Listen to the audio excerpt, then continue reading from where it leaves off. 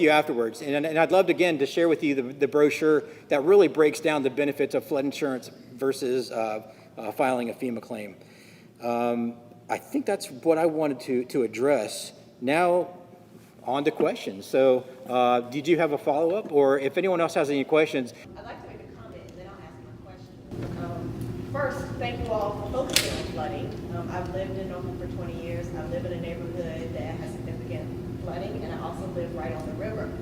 And we've made many, many complaints about problems, especially on our street with flooding over the years. And it kind of got to the point where we're like, the city doesn't care, we're just going to have to make do. So I'm grateful that we are investing so much time, energy, and effort into doing something about flooding.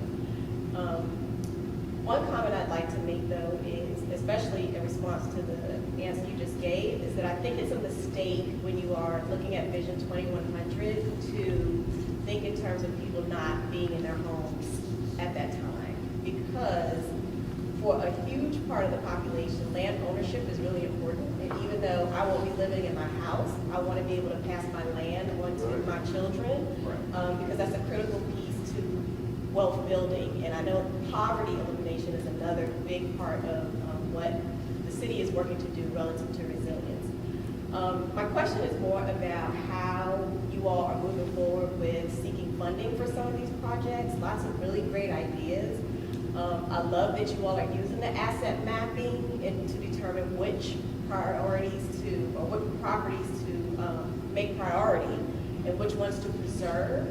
But I'm concerned about whether we are trying to fit what we think the city needs into a grant application so we get the award versus focusing on what does the city need to preserve itself, not just in terms of the flooding, but also the economic and the social piece, and then looking for funding that matches what we need.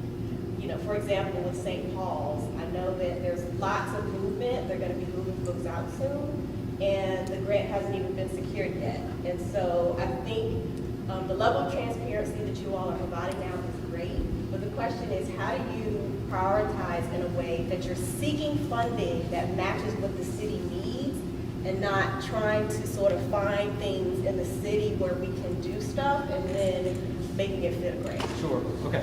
Thank you. You're welcome. So I'm going to